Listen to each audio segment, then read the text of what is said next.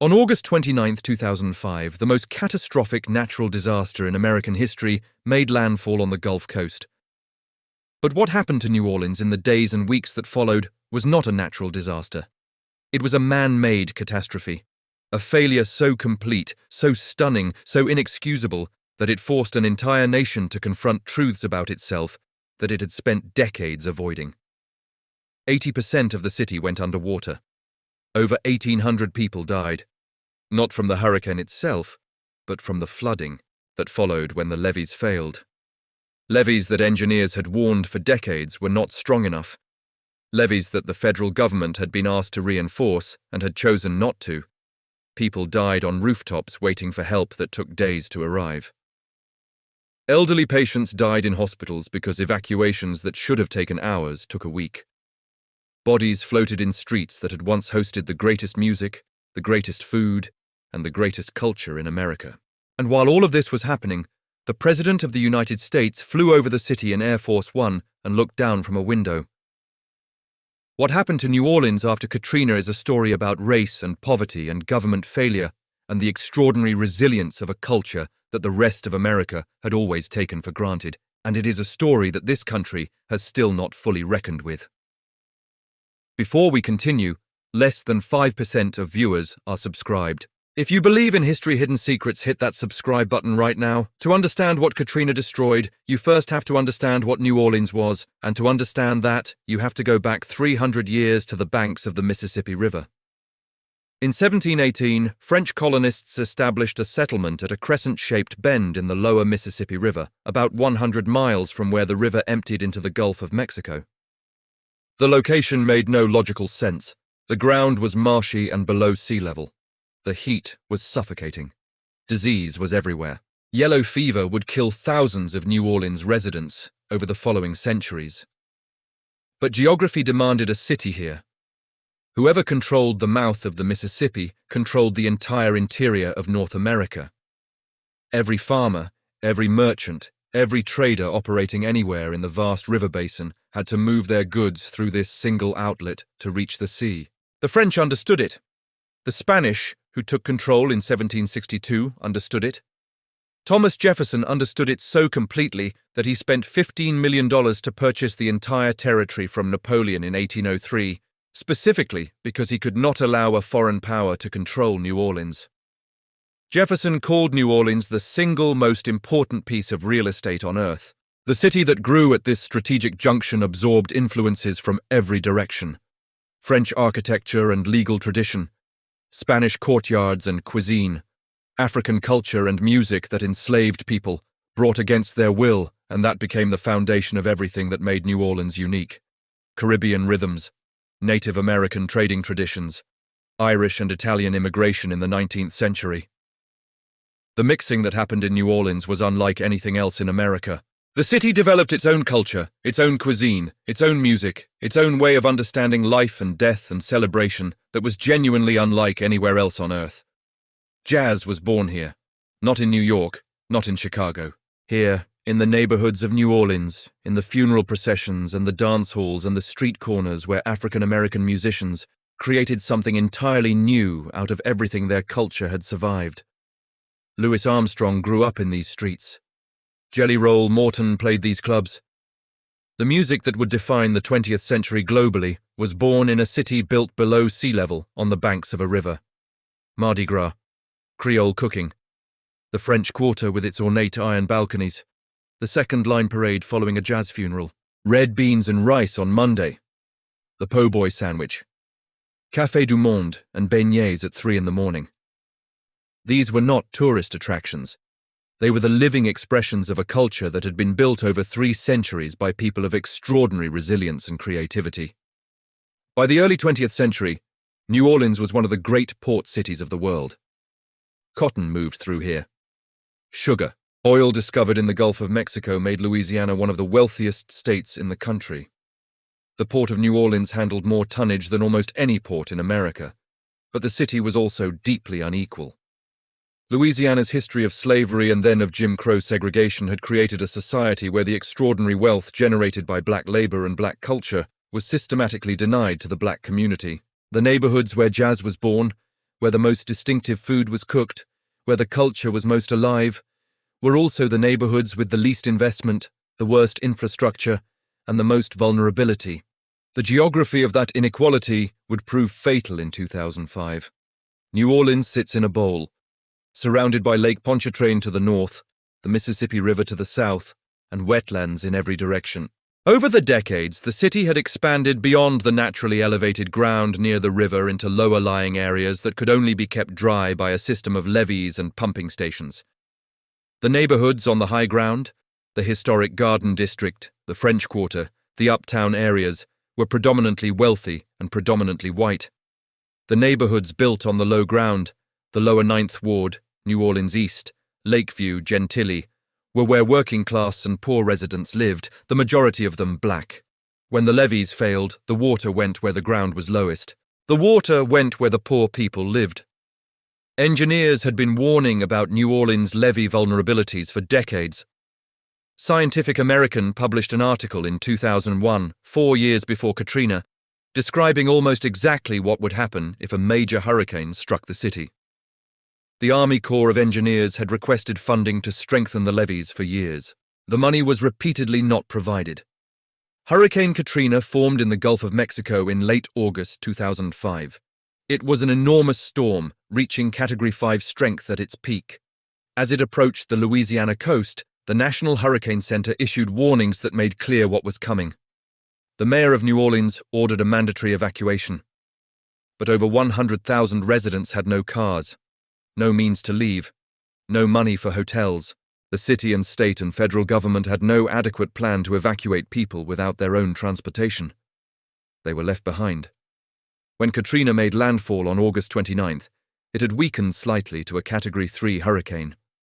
The initial storm surge was devastating, but the city might have survived relatively intact. Then the levees began to fail. The 17th Street Canal levee, the London Avenue Canal levee, the Industrial Canal levee. One after another, the flood walls that were supposed to protect New Orleans gave way. Not because the storm was too powerful for levees that were built to proper specifications, but because the levees had not been built to proper specifications. The water poured in. In the lower Ninth Ward, walls of water moved through streets with terrifying force. Houses were lifted from their foundations and carried blocks away.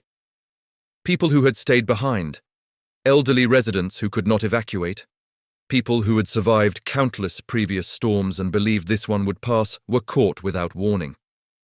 Across the city, water rose with shocking speed. People climbed to their attics. They broke through their roofs with axes to avoid drowning.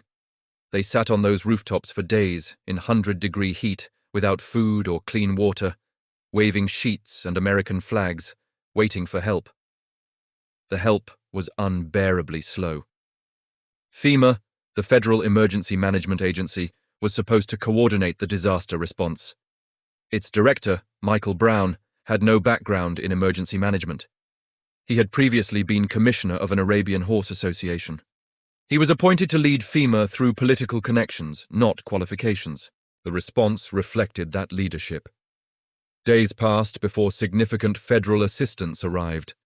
The Superdome, where tens of thousands of residents had taken shelter, became a desperate, overcrowded nightmare. Bodies lay in the streets. Hospitals were overwhelmed. Nursing home residents died because no one came to move them. The images that reached the rest of America were shocking. Bodies floating in the water, desperate people on rooftops, crowds at the convention center with no food, no water, no information about when help was coming. And yet the television cameras had found these people. Why couldn't the government? Race was impossible to ignore. The faces of the people stranded on those rooftops were overwhelmingly black. The faces of the people who had been able to leave were overwhelmingly white. America was watching in real time as the geography of inequality became the geography of survival. Rapper Kanye West went off script during a nationally televised hurricane relief fundraiser and said something that millions of Americans were thinking but that no one in official circles would say. George Bush doesn't care about black people. The statement was controversial. The response from the government was furious. But the images on every television screen told a story that was very difficult to argue with.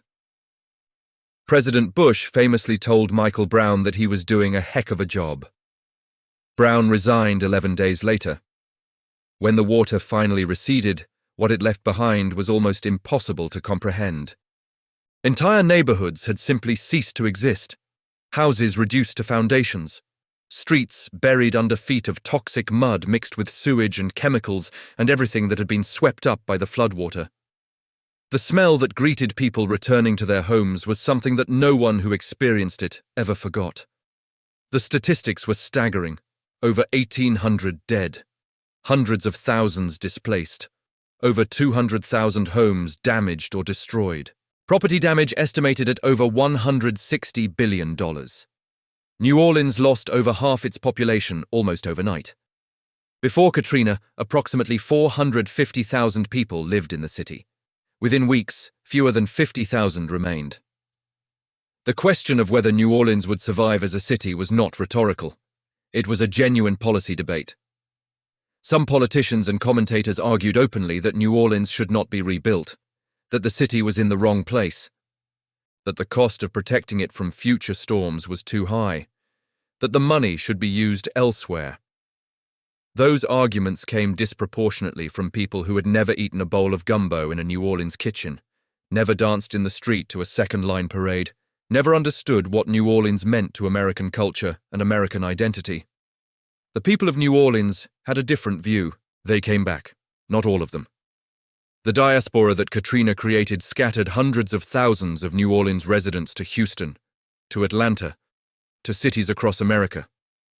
Many of those people built new lives in their new cities and never returned. The population of New Orleans today is still significantly below its pre-Katrina level. But the ones who came back with a ferocity and a determination that was remarkable. They gutted their houses themselves. They organized their neighborhoods themselves. They rebuilt block by block, often without adequate government assistance, often fighting bureaucracies that seemed designed to obstruct rather than help. The Road Home program, meant to provide compensation to homeowners, was plagued by delays, errors, and inequities that fell hardest on black homeowners. The school system was completely dismantled and rebuilt as a district of charter schools. The results were deeply contested. Test scores improved, advocates said. Communities were destroyed, critics responded. The teachers' union was effectively eliminated. Thousands of experienced teachers lost their jobs. Whether the new system serves New Orleans children better than the old one is a debate that has not been resolved. The healthcare system that existed before Katrina, already inadequate, was further devastated by the storm. Charity Hospital, which had served New Orleans' poor for over 200 years, was closed after Katrina and never reopened. The loss of that institution left tens of thousands of low-income residents without adequate medical care. Yet the culture survived.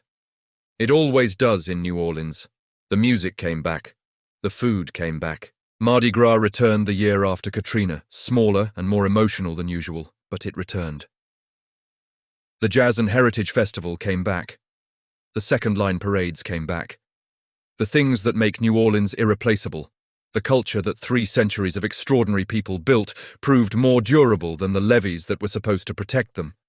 Treme, the oldest African-American neighborhood in America, survived. The French Quarter survived. The Garden District survived. The places that survived were, not coincidentally, the places on higher ground, the places where wealthier residents lived. The lower Ninth Ward told a different story.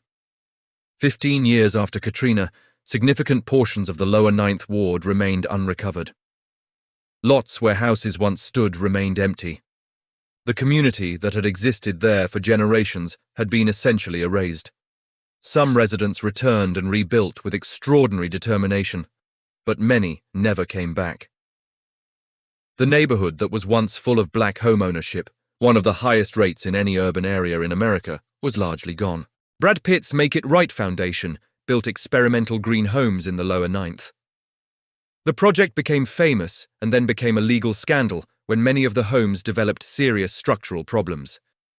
Even the celebrity attention that descended on New Orleans after Katrina managed to create new problems for the people it intended to help. The levees were rebuilt, stronger this time. The Army Corps of Engineers spent over $14 billion constructing a new flood protection system. The new system is significantly more robust than what existed before Katrina. But the city remains vulnerable.